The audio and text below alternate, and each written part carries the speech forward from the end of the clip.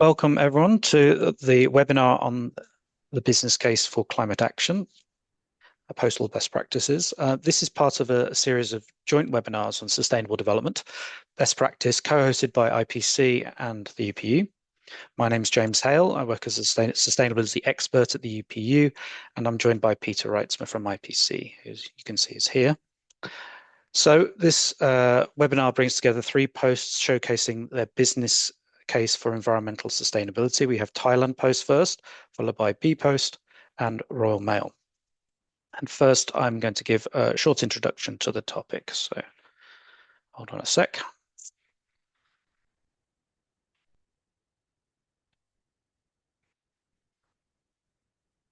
As is traditional, check with Peter if he can see the slide.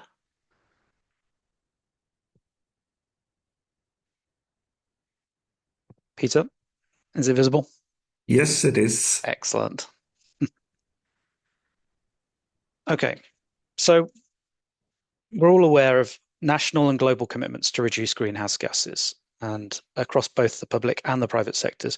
And lots of progress has been achieved, often through frameworks related to public and corporate social responsibility.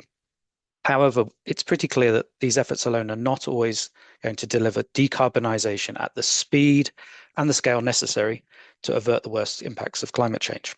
In short, goodwill is only going to take us so far.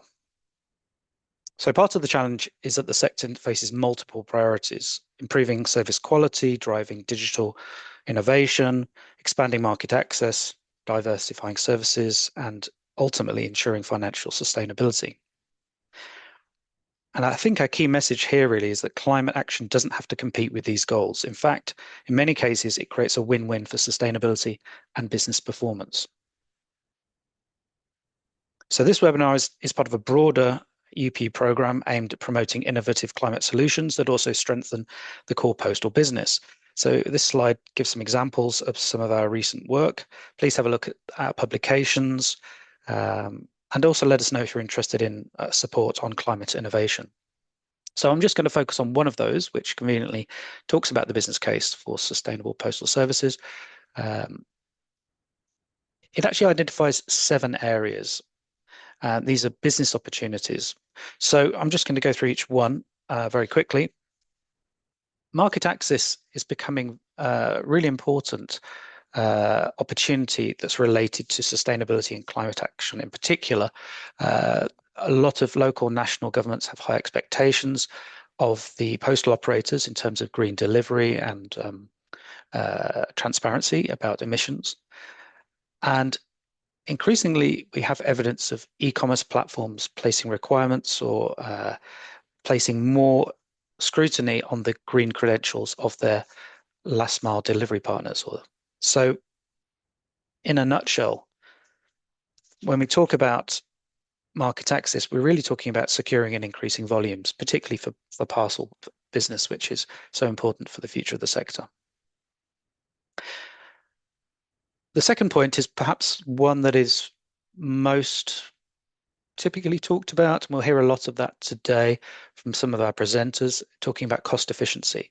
There's a very straight line between climate action to, let's say, reduce emissions and the bottom line of the post. So reducing spending on fuel, electricity, and also the total cost of ownership for infrastructure such as vehicles.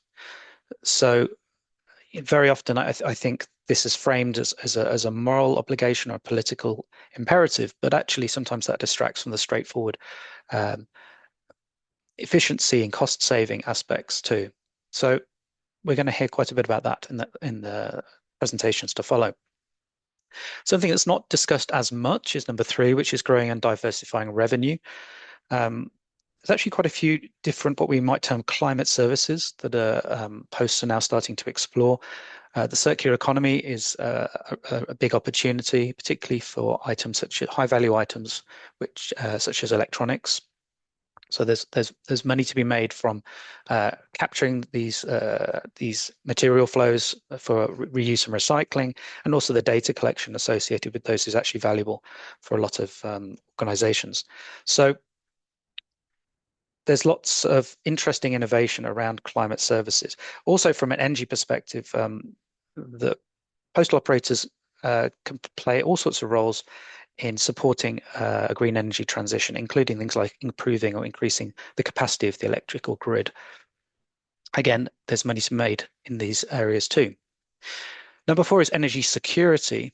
Um, so a lot of the measures that are taken to reduce emissions also have this additional benefit of improving energy security. So things like self-generation with solar panels, making use of more local decentralized sources of green electricity, and also securing longer term contracts or agreements with green energy suppliers.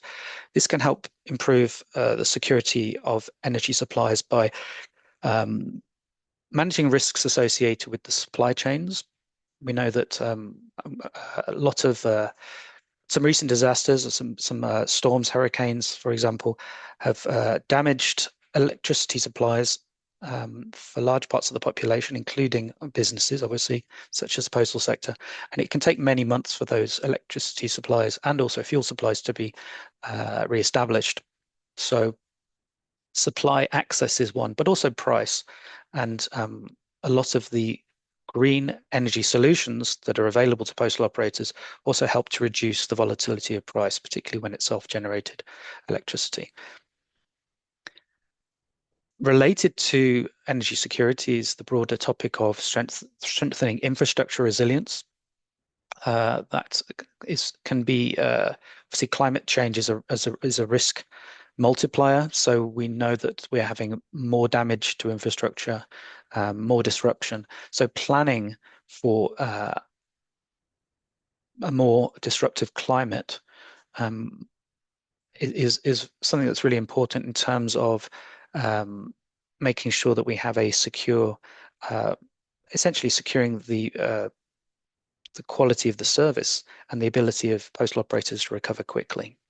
So that in practical terms, that means designing buildings and operational procedures, and also the specifications for vehicles to account for that changing climate, looking at supply chain diversity, focusing on making sure that infrastructure can be repaired locally.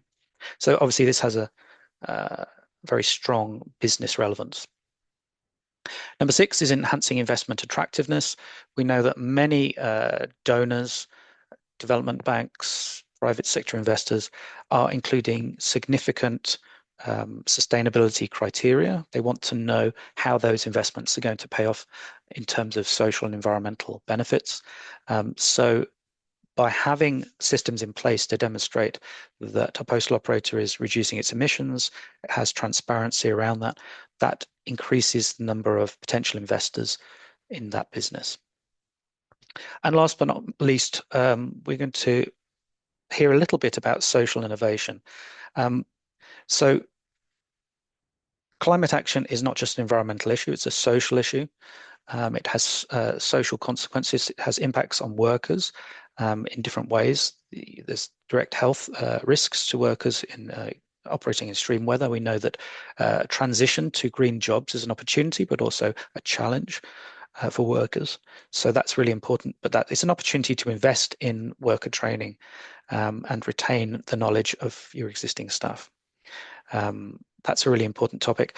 There's also broader societal value. So we will hear an example from Belgium of their interaction with local government, with cities, for example, on low emission zones. And so, as well as having low CO2 emissions, uh, these vehicles tend to be much lower in terms of particulate emissions. So it actually is something that can improve local air quality. So that's beneficial for local people, but it also enables posts to have a mandate to work in the center of cities, which tend to be highly polluted. Okay, so that's all I'm going to say for now in terms of an introduction. I'm going to pass on to Peter to give some facts and figures and a strong IPC perspective on this. Over to you, Thank you Peter. very much, James. If you could share the presentation.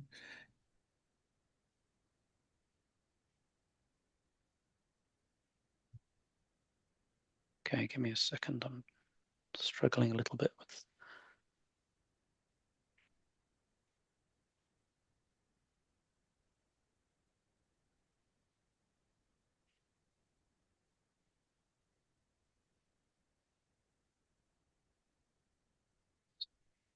Nearly there.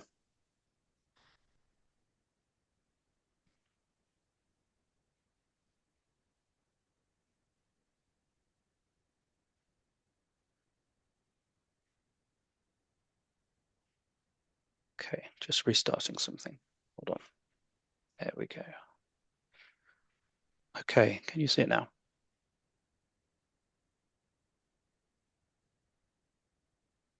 Yes, I can see it. It's not on the presentation mode yet. I think my computer's just warming up a little bit. It's early in the morning. There we are. Thank you Okay. very much, James. So good morning or good day to all of you. I'm Peter Reitsma, Manager Sustainability at IPC. I've been in this job since 2008, since the start of our program, our EMMS program first, which was really focused on carbon emissions reduction, and later on the SMMS program, which started in 2019, in which we were more aligned with the UN SDGs. So, as James already said, today we will have three best practice cases, one from Thailand Post, from Pavarete Biborat. The second case will come from Bpost, I think from Katrien Spilliaert. And the third presentation will be from Miles Durrant of Royal Mail. So, as James said, it's a packed agenda, so we move on quickly to the next slide. We can skip this one because this is a sort of a duplication of what James already said for the reasoning behind climate action. It's not just a hobby or something politically. It has good sound business sense to do this. And what I want to show you here is what we have calculated as being the savings that we as a group, the SMMS group, have achieved since 2008. And the two main things where we can really, first of all, reduce our carbon emissions are on fuel and on electricity. So on costs for the fuel and on costs for the electricity. So if you focus first on the transport part, since 2008, we have approximately saved 1.1 billion liters of diesel. And mind you, we are measuring these things with invoices, etc. And this is all third-party audited. So these are not just estimations or guesstimations. These are real figures from the 20 plus posts that have achieved these reductions. So if you use OECD, a very conservative emission or fuel prices, then this adds up cumulatively over those years since 2008 to 1.2 billion euros saved. And of course, this is a huge figure, but you have to also be aware that we are talking here about big companies. So we are talking here in the transport sector about around over 600,000 vehicles. So these tend to be big figures, but still it does show there is a clear business case for it. So 1.2 billion euros saved, which is even more in dollars and a little bit less in pounds, clearly. So that's only on transport. And I already said the second big part of where we had savings on is on the buildings, on the facilities, on the electricity use. So next slide, please, James. Yes, so here you see what we have saved in energy. This is since 2008 of around 25 terawatt hours. And again, using a very conservative pricing of OECD, etc., this adds up to a saving in money of 2.4 billion euros. Again, huge numbers. But it clearly shows, as James already said, climate action, carbon emissions reduction, and being more efficient go really hand in hand. I think be possible later talk about win-win-win situations, and that is really the case. So if people say, "Oh, we do not have the money to be more climate active," really, if you look at return on investment and other things, it is good money. It is not throwing good money after bad situations or something like that. It's really good to do this. So next slide, please. If we add the two together, and this is not rocket science, you see 1.2 billion on transport, 2.4 billion on the facilities, which adds up to 3.6 billion cumulative financial savings since 2008 in this program alone.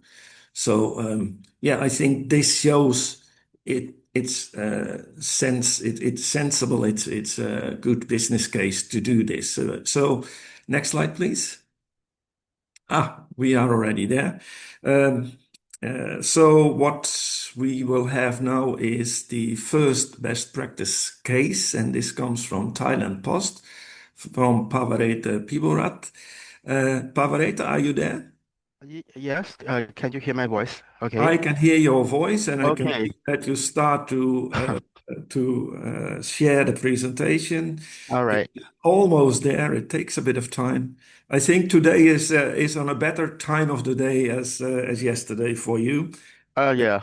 Yeah. Operator was working in the middle of the night for us yesterday evening for us, but in the middle of the night in Thailand. So, Operator, we can see it and we can hear you. So please go ahead.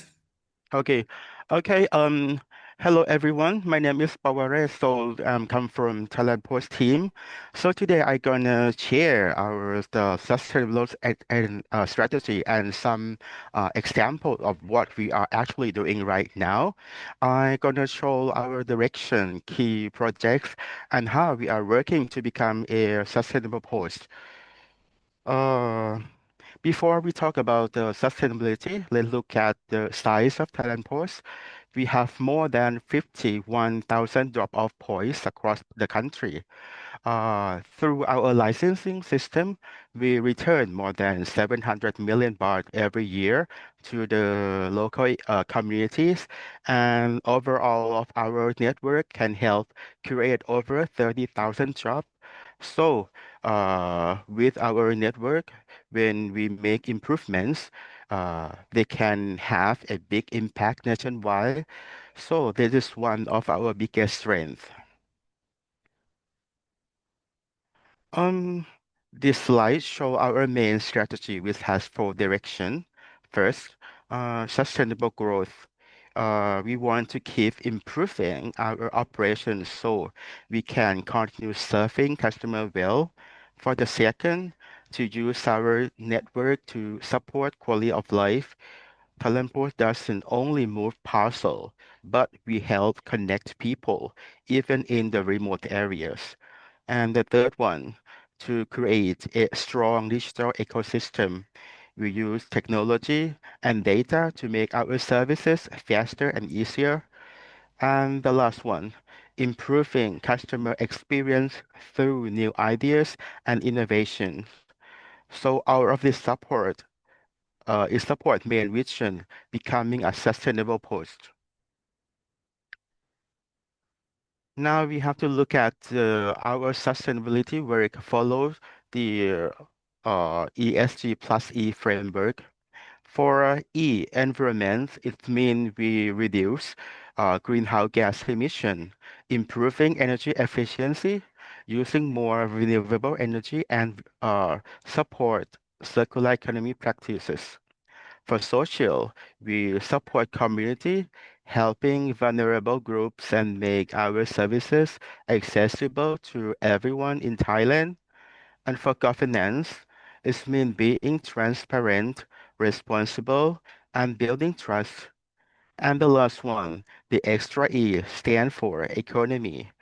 Um, it means growing the business in a sustainable way using innovation and data so that development and responsibility go hand in hand. This framework helps keep our actions focused and consistent. Um, this slide show our roadmap to uh for reducing emissions from 2024 to 2030. Our main target is carbon neutrality by 2030 and then net zero emissions by 2050. To get there, we focus on four main areas. First, improving energy efficiency. We are moving our delivery fleet toward EV and improving route planning so we use less fuel.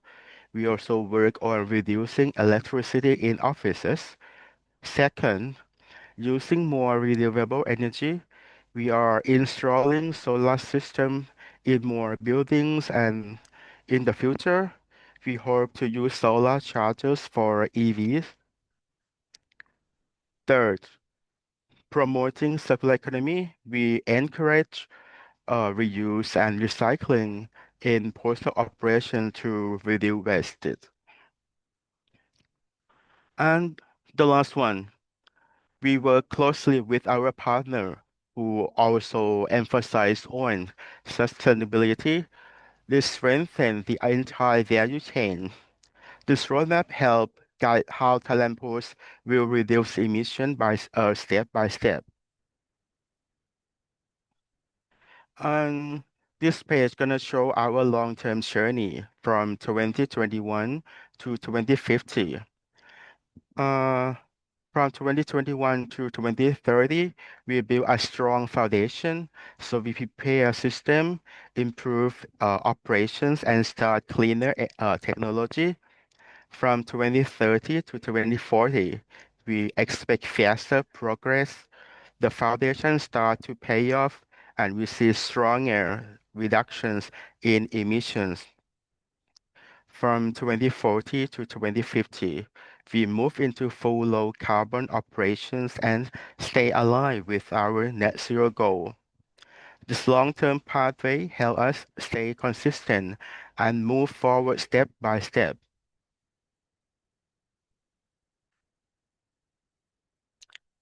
Here are our key milestones. By 2030, we plan for about 60% of our vehicle fleet to be electric, and by 2040, around 85%. So by 2050, we aim for full net zero operation. We also plan to increase the use of solar rooftops and renewable energy every year. This slide focuses on what we are doing right now from 2024 to 2029. First, electric vehicle. We are starting with 250 EVs and we will replace more vehicles over the next few years. Second, the Green Office Soft program. We reduce energy in buildings and aim to certify more offices every year. Next, the solar rooftops. More of our mail centers and buildings will generate renewable energy. And fourth, expanding Green Hub collection point so customer can drop off boxes and envelopes for recycling. The last one, we continue to improve our route planning so fuel use and emissions can go down. Here, I'm going to show where our emission come from. Scope 1 is mostly fuel use in vehicles. Scope 2 come from electricity in the buildings. Scope 3 includes transportation provided by partner and purchased material. We reduce emission with different ways, like route optimization alone have saved fuel and reduced transportation costs by more than 66 million baht. Recycling and circular economy program also lower emission too. So in the next slide, I will explain some of the key projects in more detail. Here is the carbon account platform. This system helps us measure and track emissions more accurately. It follows the full journey of a postal item from the drop-off post office through the mail centers and finally to the destination post office. This helps us see where emissions come from, such as building, transport, or sorting processes. With this data, we can make better decisions, such as where EV should go first, which building need energy upgrades, or which routes can improve. It also support reporting for ESG and climate targets. The digital tool is an important part of our transition toward becoming a sustainable post. This is a project of Reebok Green Hub project and waste management. This slide shows how we manage waste. The process is simple. Separate, sort, collect, and then recycle or dispose properly. The standard apply to paper, cartons, plastic, and narcotics, and also other material. Using the same process across our offices helps ensure waste is handled responsibly. Now let's look at in detail more detail of the Reebok Green Hub project. This is one of our key circular economy projects. Customers can bring old boxes and envelopes to the post offices, and we can collect and sort them, and then send them to the partner to recycle this item. This material are turned into new product like reusable bags, clothing, and aluminum uh, artificial legs, which are donated to several vulnerable groups. In order to encourage customer to participation, customer can earn one post family point for each donation. The post family point post family is our royalty program, and the point can be exchanged for a discount voucher at many places like cafes and restaurants.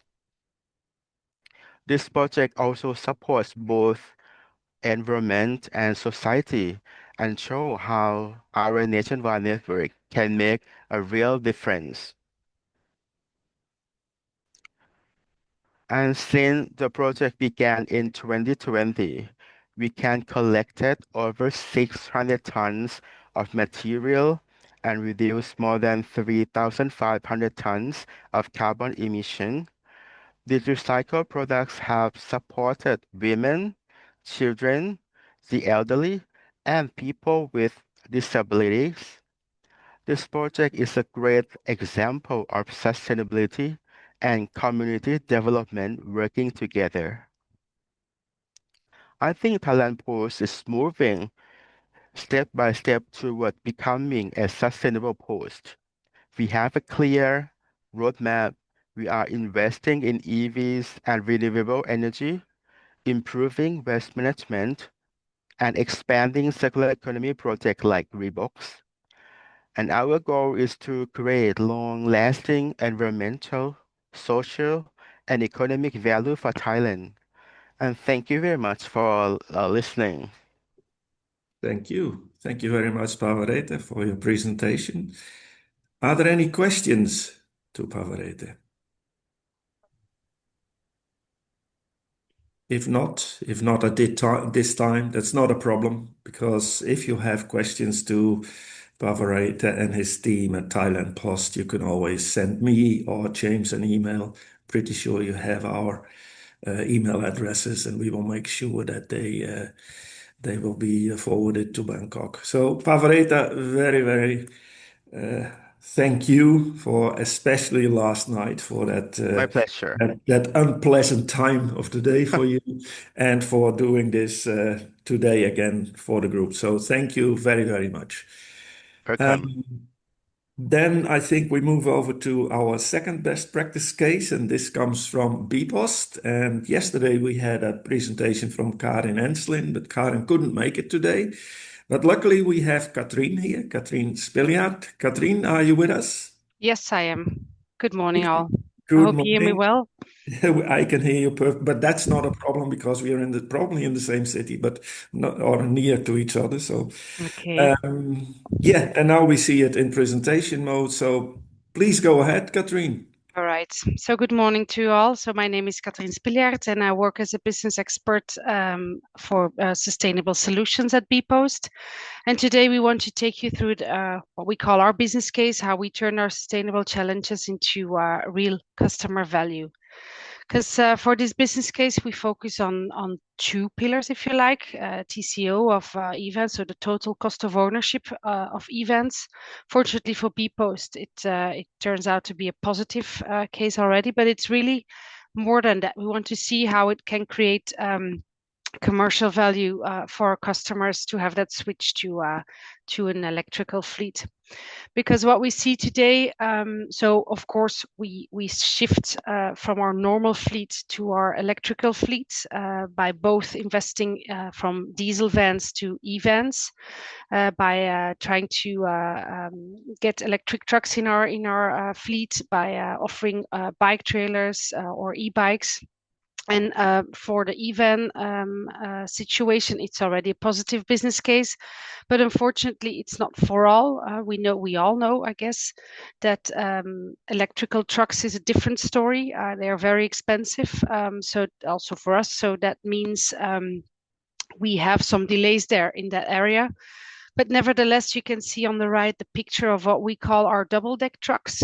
You can see the picture also explaining there's a double layer inside the truck, and we have a capacity of 60% of more parcels. So where a normal truck should make 3 trips, with this one, it's only 2. It's also equipped with solar panels on top. So this is how we move forward in terms of trucks today.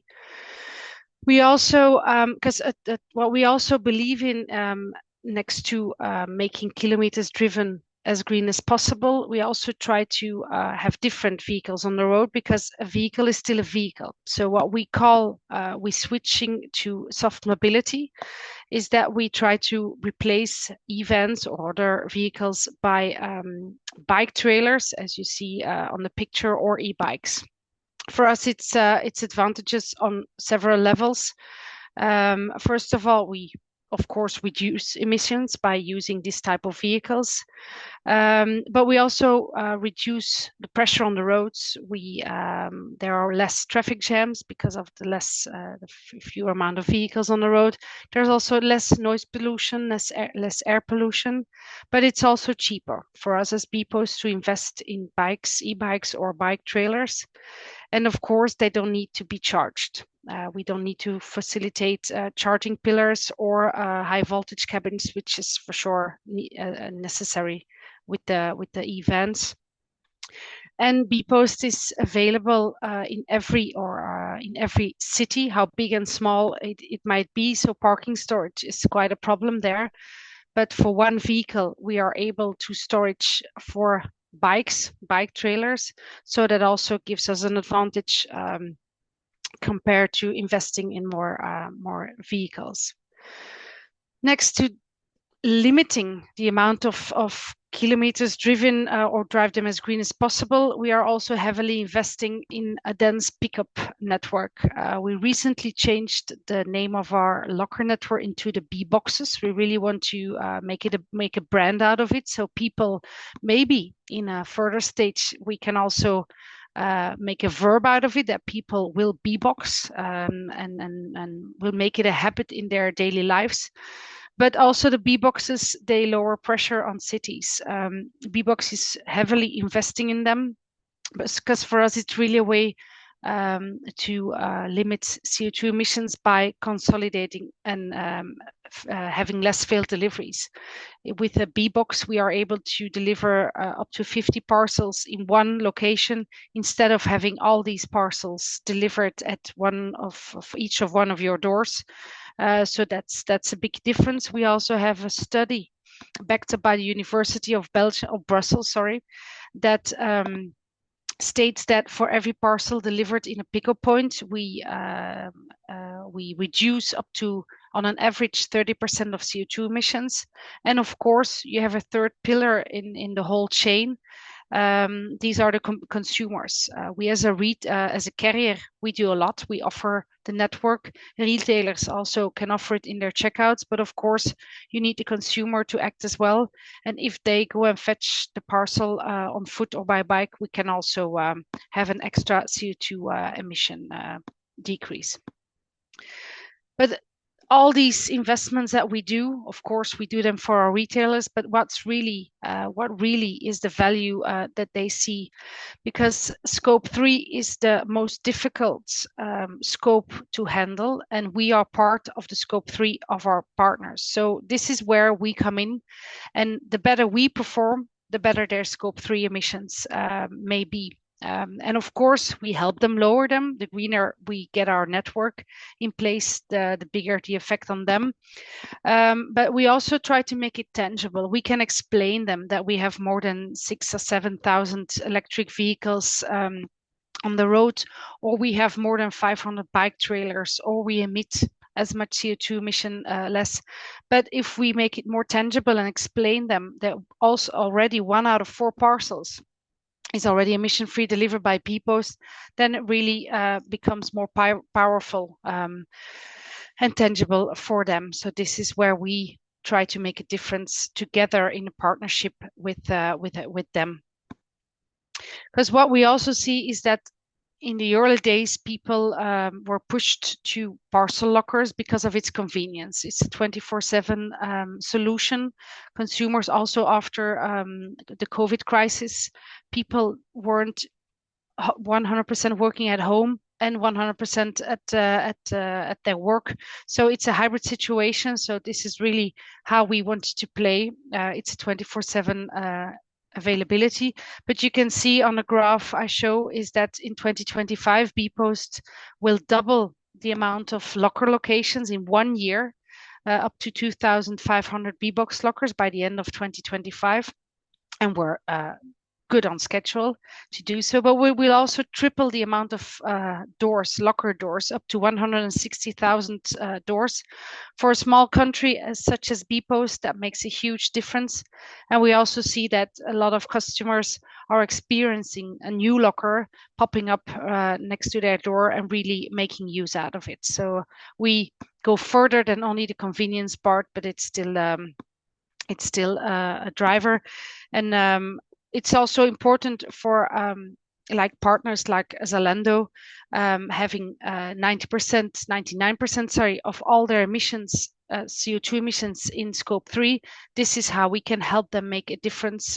That's why we collaborate, we communicate towards their customers, and really make a joint effort out of it. Because what we also, I already explained that it's, in our opinion, it's a shared responsibility. As a carrier, we do a lot of investments to get our network as green as possible. Of course, retailers are always also playing their part, and their most powerful weapon, if you like, I can't call it that way, but it's checkout, and they're in the driver's seat to push their customers to steer them towards a more sustainable option. So in a checkout, we have some recommendations. We did some testings with multiple partners, and this is, of course, what ends up.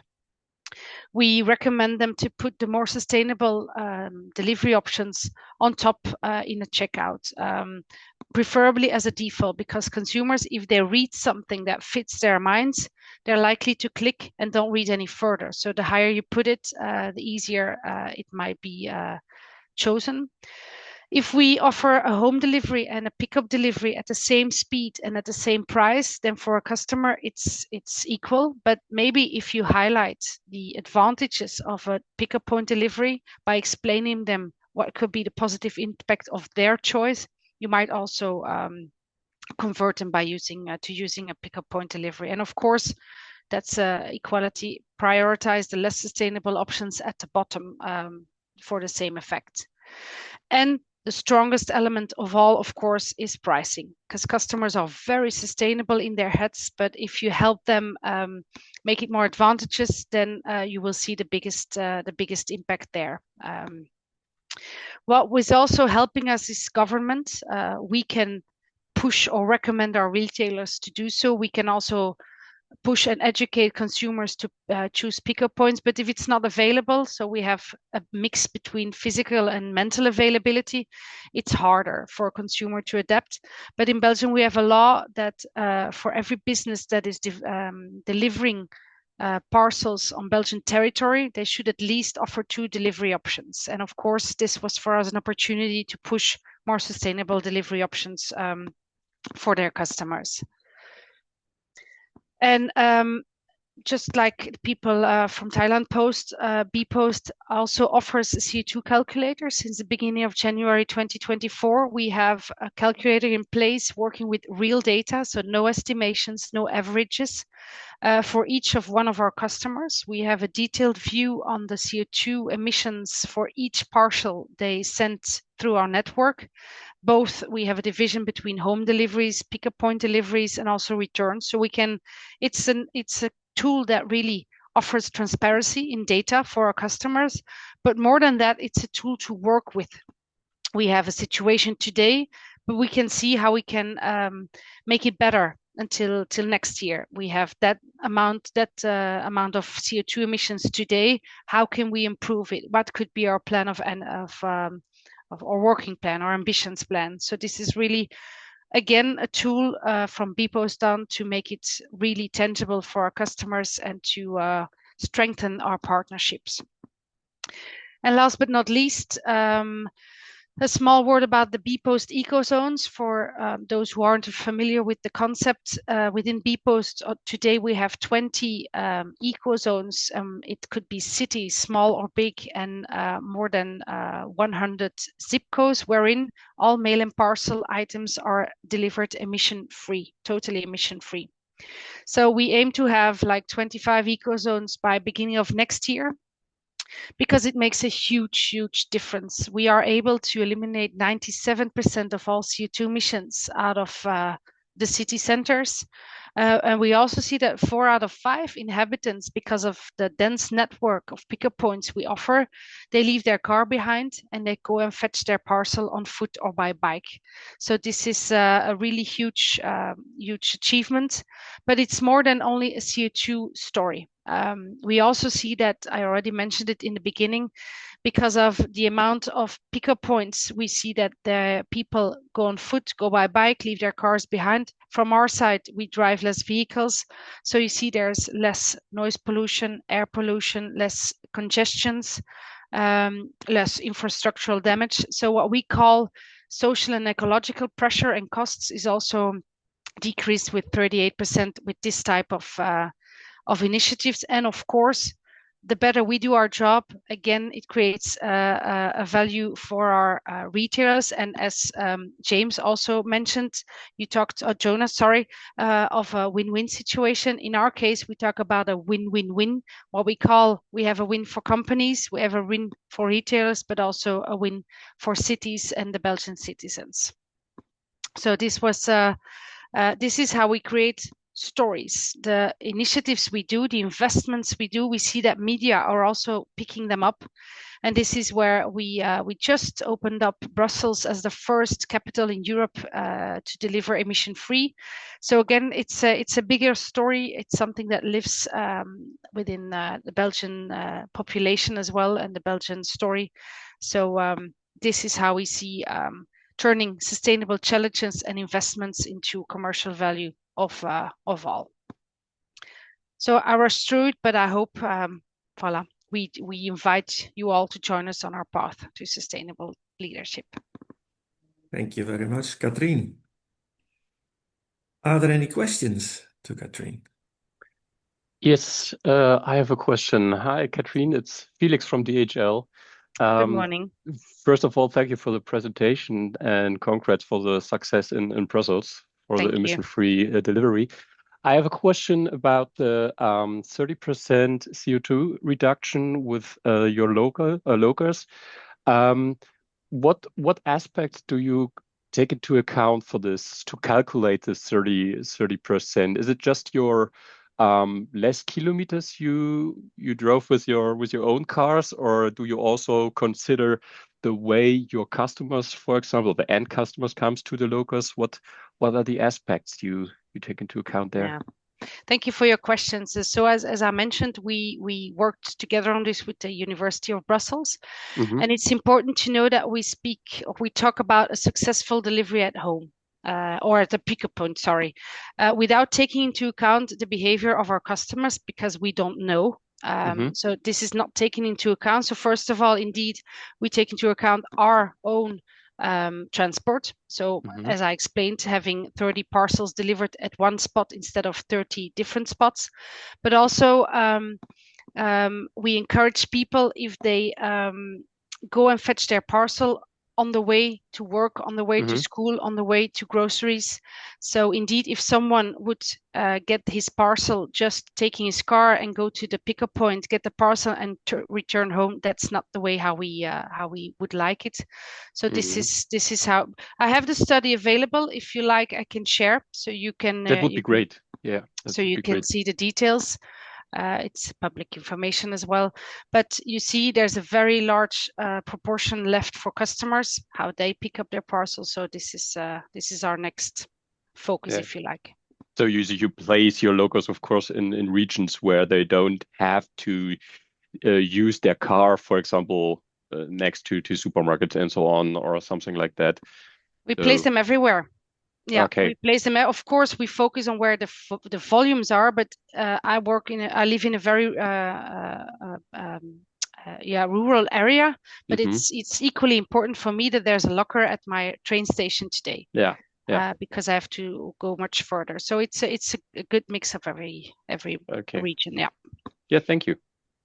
Thank you, Katrien. Thank you, Felix. It's a returning question about the behavior of the customer at the last mile, and that's not only one study. I'm pretty sure there are not less than 100, perhaps 1,000 studies on it, and they all come back to the bias you have with the customer behavior at the last mile, which basically, is an unknown. It's such a big variable. But anyway, thank you very, very much. Are there any other questions to Katrien? And looking at the time, perhaps we should ask if there are questions that you can also send them to us, to James or to me, by email, and I will make sure that Katrien and Karen get those questions. Okay, then I suggest we move on to our third speaker, to Miles Durrant of Royal Mail. I did see Miles. Hiya. Yep, I am here. I'm just not used to the Zoom, trying to remember how to do it now, but I think hopefully it's working. It's still early there, earlier than here. So thanks, Miles, and thanks for being here again for the second presentation. So please go ahead. Yeah, I'm Miles, Head of Climate Strategy and Circular at Royal Mail. I said I'd go last because this presentation is very similar to one I did at the IPC SMMS, so anyone who's there might be a bit of a repeat. But yeah, an overview as sort of where we were at the end of last reporting year. So for us, like April of this year, we had about 7,000 electric vans. We deployed 27 million litres of HVO biofuel in that year. And we're seeing significant reductions of 27% since our base year of 2020. Kind of a key selling point when we're like pitching to customers, if you will, and building our green reputation to then sort of capitalize on that is explaining that we are the lowest carbon per parcel provider in the UK compared to those who are our competitors that are reporting. We're broadly about half the emissions per parcel. So that's really a bit of a selling point for us. an overview of what our emissions profile looks like. We report against scopes 1 and 2, of course, and then all 15 of the scope 3 categories. We also do a breakdown by activity to try and make it a bit easier to understand for those who aren't used to scope terminology. If I just pull out a couple here, maybe like the domestic final mile, we know that's about 11% of our emissions. And the domestic transport network, we know, is considerably more at about 29%. That's the sort of trucks going up and down the countries. And we still have a small amount of domestic flights as well. Some high level targets that we report publicly on. We have a net zero target of 2040, like many other posts. We're on track to that, as we are most of our other targets. One I'm particularly proud of is our scope 3 emissions reductions, where many businesses are struggling on that. We're actually ahead of our 2030 near-term target at 24% reduction to date. And then some other key ones that probably draw parallels with your own organizations, like zero emissions final mile target. In terms of how do we benefit from this, what's the business case for sustainability, as the question is today. Our customers are our main driver here, and we've seen that evolve over the past however many years, from initially can we do some reporting on our carbon emissions, to then can we set a net zero target, to then can that be SBTi validated. And actually now the next ask we see again and again is, can we have a low carbon transition plan or a roadmap to how we're actually going to get to those net zero goals, which is something we'll hopefully be publishing next year.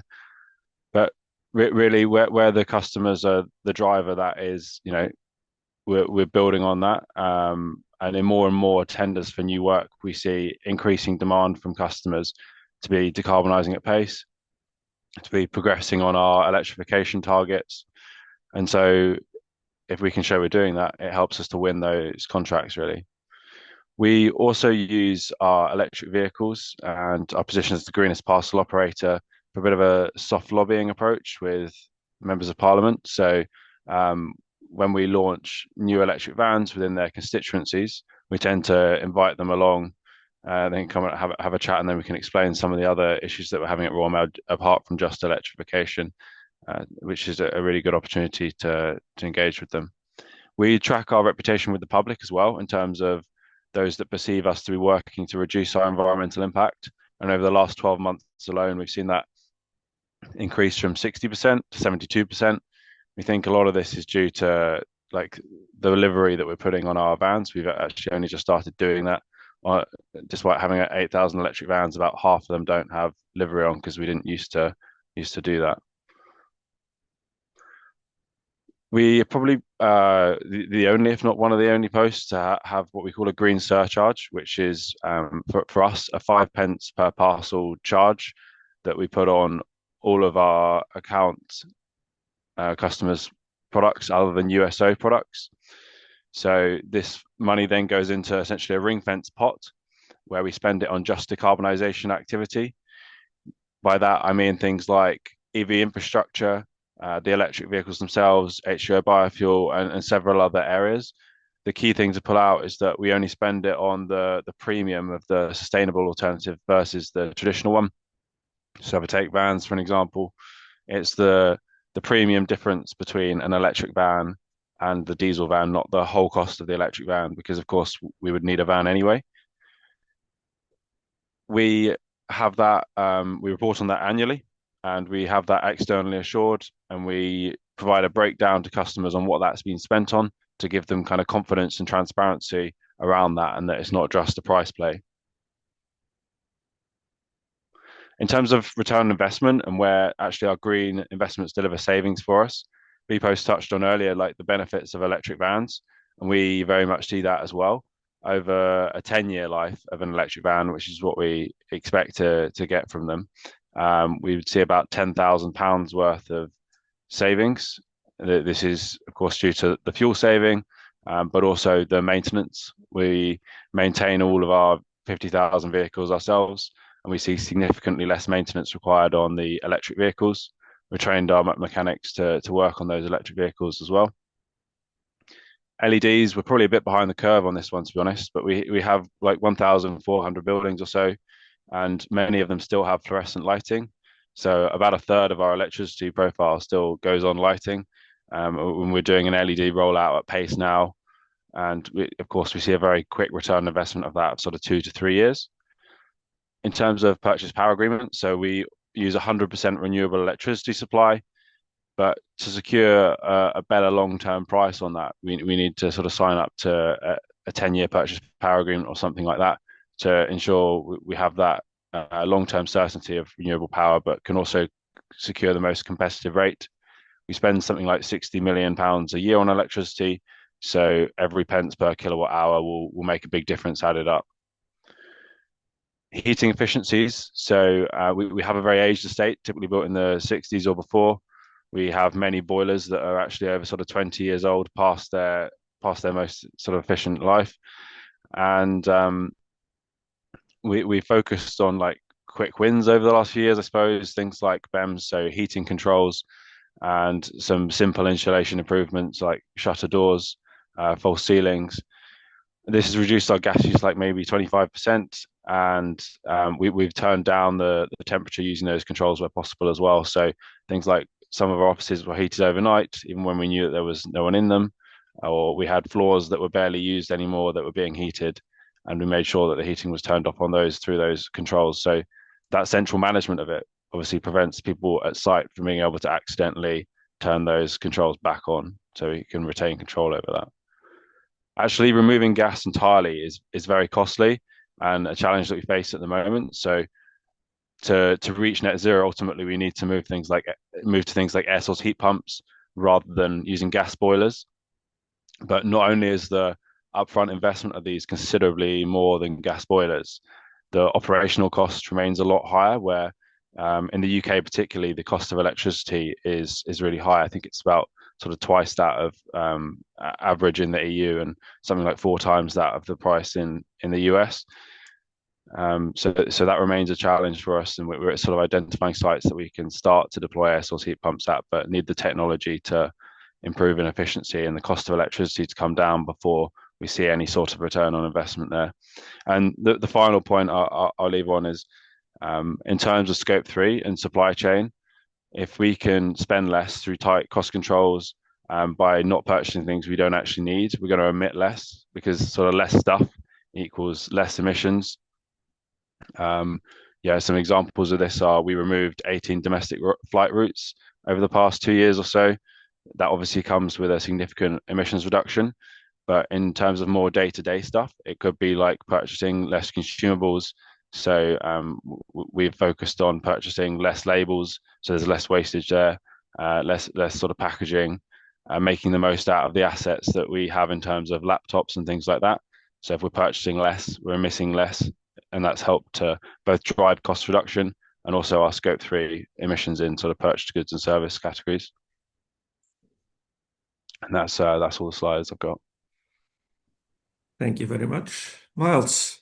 And thanks again for doing this twice. Are there any questions to Miles? Hi, Miles. This is Fiona. Just a quick question on the note that you gave on the green surcharge. How many, I know you said you just put it on, right? But how many % of the customers actually just left it on as well? Did you get any pushback from customers? Yeah, so the customers have to pay it. It's not a choice. We mandated this charge. So yeah, we have something like 20,000 managed accounts, I think, but it's a considerable amount of customers that are paying that charge. When we first introduced it, I want to say 2 years ago now, we introduced it at 2 pence, and there was a bit of kickback from customers. It was sort of unpopular with some of them, and we spoke to many of them to explain what the purpose of the charge was, that decarbonisation is going to come at a cost, and that we wanted to be sort of transparent around that. And instead of building it into our overall cost and just having a price increase, we would have a separate cost for that to make it clear what decarbonisation was costing and how we were spending that. Oh, okay, interesting. Can you share with us some of the reports, because you said you actually shared how the money was spent, etc., right?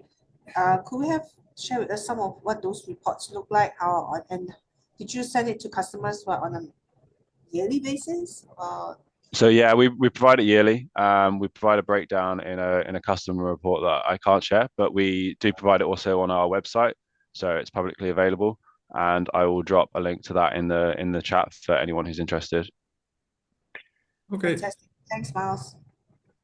Thank you, Miles, and thank you, Fiona, and good evening or afternoon to you. Good afternoon, Peter. Oh, Hi. good. Are Is it there good? any other questions to? Yeah, Yes. other question for Miles as well. It says Didier from BPO. So on this surcharge for decarbonization, do you charge it only to the individuals? I would say B2C, the people who send the parcel from a post office, etc., or is it also going to business customers? So it's only for business customers, yeah. So only for account customers. We didn't want to put it on essentially like members of the public, because we thought that would be a bit like drip pricing. You know, if you go on a flight and they start charging you for your bag and all of that sort of thing, and to pick your seat, we didn't want to put that kind of surcharging onto members of the public type of customers like C2C and such. Okay, so only to business customers. Okay, that's Yes. interesting. Thank you. Okay, I'm looking at the time, and we are spot on. It's 10 CET. So thank you very much again, Miles. And thank you to the other two presenters, Katrien and Pavarete. Thank you. And thank for Pavarete and Miles that they did it twice. And through Katrien, I want to thank Karen again as well, of course. And I want to thank you all for your time and input. Clearly, there is a demand for these joint webinars. If I look at the attendance, yesterday 66, today at the top 77 participants. So that's a very high figure. So clearly there is appetite for this. So we will keep on doing this, I hope, with UPU and IPC together. There were some questions in the chat. I think they were answered. And if not, then I think the chat is still available. But on the presentations, yes, James already said that we will have a link for the recording of this presentation, so you can see that, and that link will be available when exactly, James? It should be at some point next week. Yeah. Okay. Yeah.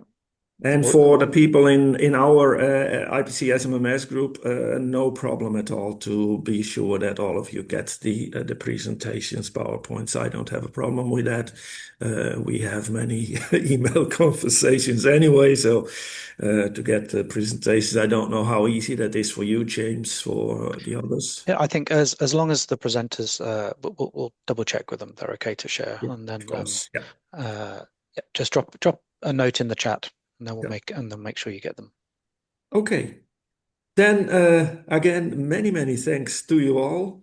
Yeah, hope to see you again soon. And great to meet some new names and faces. And I see Felix swirling by now. Okay, thank you all very much, and enjoy the rest of the day or the evening or the night. So thank you and bye-bye. Thank you. Thanks. Bye.